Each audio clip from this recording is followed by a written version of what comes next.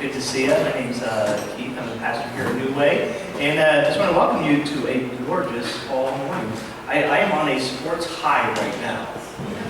I expect that to come crashing down about 1 o'clock today in the Browns play.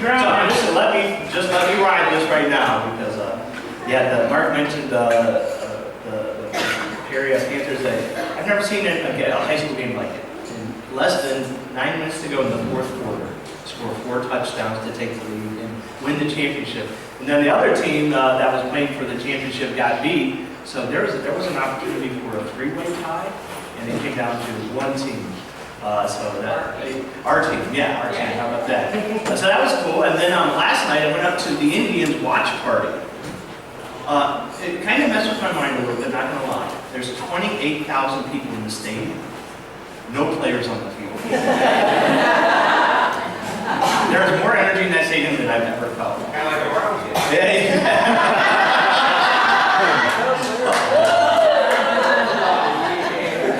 He's here all day, people. All right. It was the first home run. Santana hit the first home run, right? And even though we were watching, it was like sitting in your living room with 28,000 people. You're watching it on the big screen, and when he hit that first home run, even though he wasn't in the stadium, we still knew it, and the place just went berserk. It was, and then Kipnis hit his other one, so it was an amazing night. I got home about 2 o'clock, so that's probably why it says November 11th on there, 2 o'clock. Updating that. Hey, this evening, I want to make sure you know, this evening from 5 to 7 is our pumpkin party. And it's a really good time at last. We bring food, as we mentioned, and we set a number. I think it's 300 items of food, and someone chosen randomly will get a pie in the face. I'm pretty sure that's how it works. It's you that's getting the pie. Oh, yeah, oh, right. Volunteer. Oh, yeah, well, we'll get to that when we get to that. What's the number we're at? But I don't know, I haven't heard. Last I heard it was 175 is where we're at. So, but bringing food, it helps our food covered in here, and good stuff there. So that'll be fun. Bring something to eat. We've got a pumpkin bowling already set up downstairs. Wear some costumes, family-friendly costumes. It's just going to be nice, nice relaxing evening. We'll do devotion, play some games. There's going to be a photo area. Becky, right here, setting that all up for us. So come with your family ready to get a nice photo taken. That would be awesome. So it's really going to be fun. Invite people too. This isn't just for us. Well, everything we do, invite people. Invite people just to see, hopefully to show how New Way is a little bit different. So, okay. So we are doing a series right now called The Places You'll Go. And these places talk about the doors that God offers to us at different opportunities. We still have the opportunity when we open this door and walk through it. But God will place these doors in front of us. So today we're going to talk about how we make these decisions of what doors we actually go through. I like to be interactive. I need your answer to this question. I'll give you 30 seconds. Why don't you talk to somebody beside you or at your table? What are ways people make decisions? Think of all ways people will make decisions. Okay, I'll give you 30 seconds. Ben, give me a little think music. Would you do that for me? A little think music. 30 seconds, and then I'm going to hear your answers. Okay.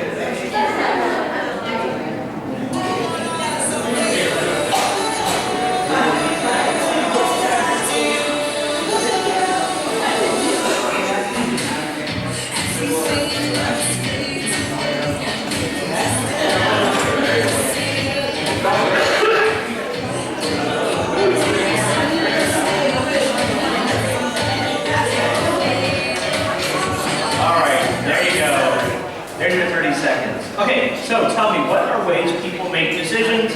One at a time, please. What you got? Smart person with pros and cons. A pros and cons list. wife tells him to do. Okay. That's a pro right there. With the, flip the coin, sure. Okay. That's how we start all the football games, right? Okay. Process of elimination. Good. Good. Others. Draw lots. Draw lots. Yeah. That's how we got Mark. Okay. Roll a die. Yeah. Sure. Others. Race. Pray. All the way to the back. Eeny, meeny, miny, mo. That works many different ways there. Whatever mo is, it's either a yes or no. Anything else? Anything else? Ask opinions. Was that? Ask opinions. Ask opinions. The pedal off the flower, right? Yeah. She loves me, she loves me not, right? Or anything? Rock, paper, scissors. What's that? Lizard spot, right? Right. So a lot of ways we make decisions. So here's a picture of my my freshman dorm when I was in college. Right there it is. What me and my roommate did when we weren't sure about going to class was we flipped the coin. And then we kept flipping it until it worked out the way we wanted it. So, that's just one way we did it. So as we make these decisions, as we get presented these opportunities, how do we come about our decisions? In 1 Samuel here, 1 Samuel chapter 28, verse 15, kind of see an interesting way of coming to a decision. Saul was in a position where he actually called Samuel's spirit back up, being close to Halloween, but what better scripture to use? And actually there's several areas in the Bible where they talk to spirits. But let's check out this passage here, okay? It says, "Why have you disturbed me by calling me up? Because I'm in deep trouble," said Saul. "The Philistines are making war against me. God has deserted me. He doesn't answer me anymore, either by prophet or by dream. And so I'm calling on to you to tell me what to do." And the thing we look at is he said, because I'm in deep trouble. Because I'm in deep trouble, he's not going to God. He goes to summon a spirit. What's that? The wicked vendor. The witchy vendor? Yeah, that sounds great. But isn't that the truth? When we get ourselves in deep trouble, that's usually the time when we ignore God's advice or good people's advice, right? You see, superstition seeks to use the supernaturals for my purposes. Faith says surrender to God's purposes. See the difference there? Sometimes we're just trying to force life into our will, what we want, and God's saying, no, I've got a better plan. I've got something that you haven't even thought of yet, that you're going to love. You see, we constantly have this struggle with God's will versus what I want. And sometimes when we see these doors presented in front of us, we really try to manipulate them into what we want, instead of truly praying to God, obeying God, following God. So there's a psychologist who did this massive study, and she came up with this word here, decidophobia. Basically, human beings are afraid of making decisions. Who can totally agree with that, right? And the ones who are thinking, I don't know, yes, no, well, then your answer is yes, right? Being afraid of making decisions. And it's totally understandable, because think about this. If you're going out to eat, right, if it's you and one other person, the decision is fairly easy, right? Just, no, kind of, not even easy, okay. Well, just imagine you have one against one. But then, let's say you add 4 other people to the group. How much harder does that decision get to make? It gets way harder, right? And so human beings are afraid of making decisions. There's always this talk at Perry High School about changing the dress code, and I always like to throw out, I think uniforms would be a great idea. And the kids are like, you're crazy, Mr. Brown. And I said, think about it. How would you love to get up every morning, not have to decide what to wear? And they're like, that's a great idea. Depends on how the uniforms look. What's that? It depends on how those uniforms look. Make sure the eyes pop, right?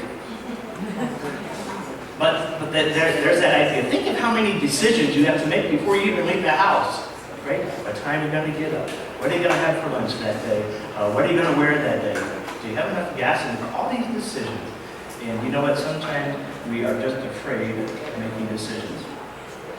You see, God doesn't tell us what to do, what to choose. He does present us options. That's the way God made us. That's the way God loves us, that He gave us free will to choose. He presents us tons of options, but whether we choose them or not is ultimately up to us. So the one thing we can do when it comes to options presented to us, clearly says in the Bible, is simply to seek wisdom.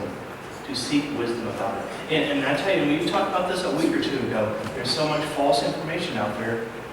It's spread quicker than ever before. Through Facebook, through social media, even through the web. There's a website out there, and I share it with my students all the time. It's martinlutherking.org. I mean, the website, it looks right, the web address looks right. It's actually run by the white supremacist hate group. And so as you get into that website and start looking around, it's a very hate-filled website. But it doesn't look like it on the front. It looks like, oh, this is, and we found this out when one of my English teachers came in to me and said, hey, we're trying to get to this website and it's locked. And so I had to explain to her, well, that's because it's a very nasty website. And that's part of seeking wisdom in everything we do. So let's look at some scripture here. James 1:5 says, now this is from the Message Bible, and I really like the way it translated it here. If you don't know what you're doing, pray to the Father. He loves to help. You'll get His help and won't be condescended to when you ask for it. I love that. If you don't know what you're doing, pray. That's what I'm suggesting about how we make decisions. Simply pray and not sure. You're going to get an answer. You know what? It might not be the answer you want, but you will get an answer. Philippians 1:9-11 gives us this prayer. So this is my prayer, that your love will flourish and that you will not only love much, but well. Learn to love appropriately. You need to use your head and test your feelings so that your love is sincere and intelligent, not sentimental gush. Live a lover's life, circumspect and exemplary, a life Jesus will be proud of, bountiful in fruits from the soul, making Jesus Christ attractive to all, getting everyone involved in the glory and praise of God. Talking about love flourishing when we seek wisdom, when we seek the love of Jesus, when we share that love of Jesus. I even love this at the bottom here, getting everyone involved in the glory and the praise of God. That's an option that we can do. You see, we make decisions, and then the decisions we make us. I know there's a lot of makes in there, but all right, so one more time. We make decisions, and then the decisions we make us. And sometimes we make bad decisions. Anyone ever make a bad decision? Right? Never? And don't let those bad decisions you made define you for the rest of your life. Right? Please hear that. That's not how God wants you to live. God says, it's all right. It's in the past. Let's move forward. Let's continue making. So, but times we allow this to happen. The decisions we make, man, that was a stupid thing. I should have never said that. I should have never done that. Go make it right away.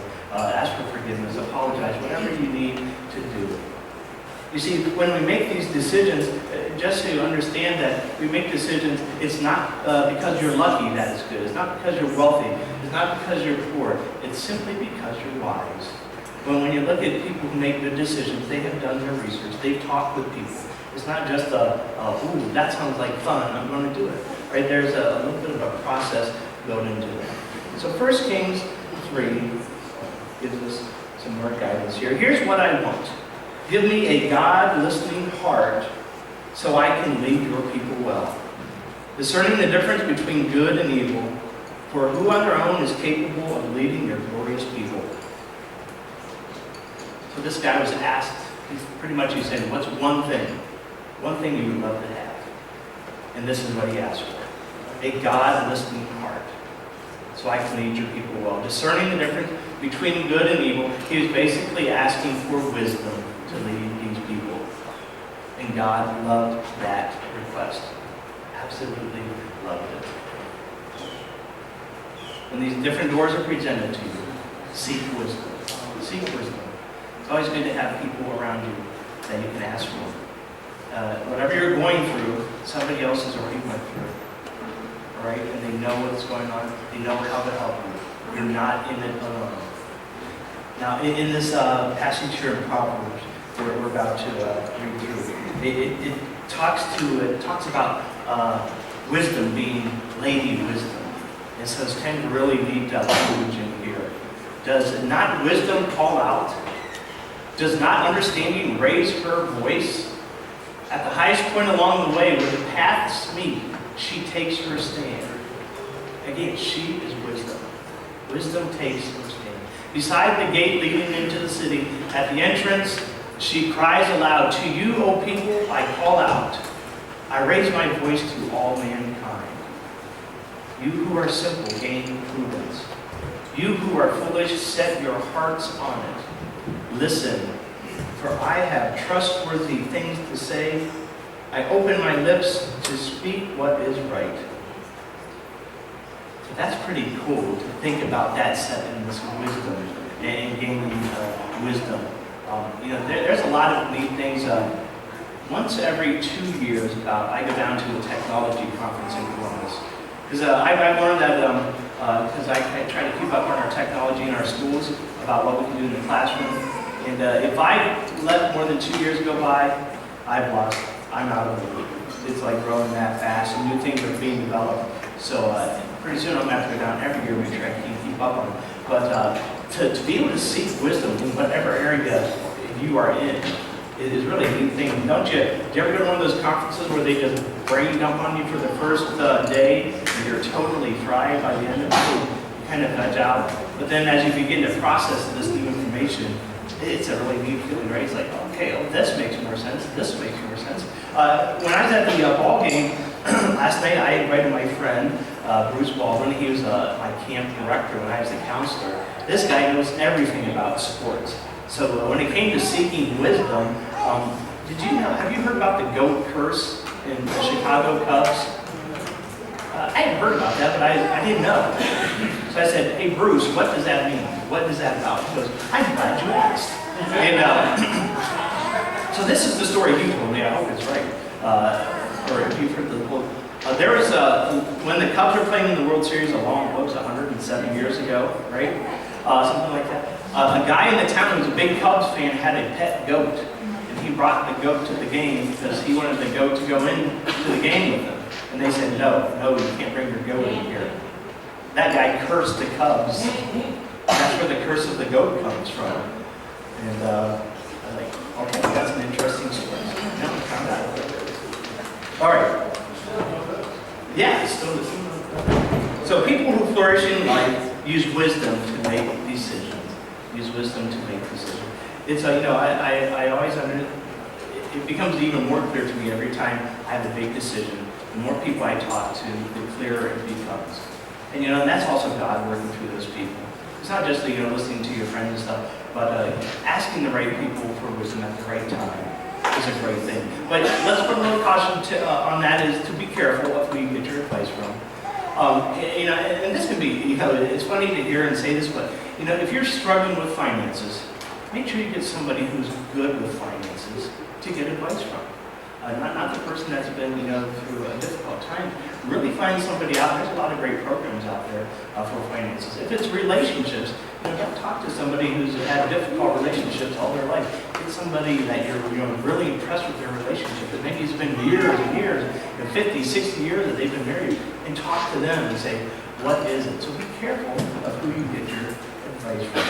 Galatians 6:10 says, therefore, as we have opportunity, let us do good to all people, especially to those who belong in the family of believers. As we have opportunity, as they're presented to ourselves, as the doors open and are placed in our lives. So this past Thursday, we fed the Perry football team. Check out this crew right here. Yeah, a lot. I think we had, that's not everybody, I think we had like 14 people helping. More people donated food and gave it. And this is one of those opportunities to present ourselves. So we had 72 high school boys and their coaches in here, and we got to feed them, say hi to them. I got to do a message for them, talk with Jesus about them. Yeah, right, public, so we're talking public school boys in here, a football team. And you can't stop talking about how polite they were, right? And they're like, were they told? Every single one of these boys said thank you and please and thank you. And it almost is like, okay, it's annoying. We get it. You're thankful, right? Just get your food and keep moving. But this was an opportunity to do good. So, it doesn't have to be on this grand scale of going good. Grab always need help downstairs. Tell these babies that are home back there. That's an opportunity to good. Serve in the coffee shop. Serve back at the soundboard. Come up here and sing it. Play instrument, whatever it is. You see, practice small door opportunities. And when I read this and thought of this, it's like, what are those everyday things that you can do? Even stopping to pick up something somebody's dropped, that's a small door opportunity. And it's one of those things, the more you practice it, the more you do it, you'll be better prepared when those big door opportunities come. Right? You'll be more at peace, you'll be more at ease when those big doors come. After those big doors, allow time and energy for big door decisions. Allow time and energy. Sometimes these big doors present themselves and we want to rush into them. Right? Sometimes we want to yes, I love it, let's go, let's jump and go for it. Sometimes that works out great, but sometimes it's a disaster. You see, the best advice we can talk about here, make big door decisions when you are well rested, calm, and at peace. Now sometimes it doesn't feel like it, that you have that opportunity, but you really do. Right? So make sure, say, I love it, let me get back to you tomorrow. And and if it's the right opportunity and the right moment, that's going to happen for you. Don, can I talk to you real quick? You just got a pretty nice, you had a pretty big door opportunity, didn't you? What was that? I've been looking for a new job. Transition to an RN. So I had all the doors and starting to turn down a lot of certain doors. Waiting for the right time. And you landed at a great place. And we talked about this, and this place was really big and overwhelming, and this place felt better, and kind of all these things. And so working through that process, being well-rested and calm, makes things go easier. Now, in our household, I have what we call the Brown's 24-hour rule. And that's basically, if something happens big, good or bad, because, good or bad happens, we wait 24 hours before we respond. And that has been some of the best advice we've given to ourselves for quite some time. You might, being teachers, sometimes you'll get an email that's pretty cutting, and instead of, sometimes you type it up and then okay, I better not send that. You delete, or you just got to step back from the situation and wait for a day. And then what we do, we sleep on it, then we get up the next day, and then we kind of reset that situation. All right, so what was it? Are we still pretty fired up about it? Is it something we need to address, or is it, nope, it's not worth it, let's move on. Never try to choose the right course of action when you're in the wrong frame of mind. Never choose the right course of action in the wrong frame of mind. For me personally, sleep, rest is the biggest one for me.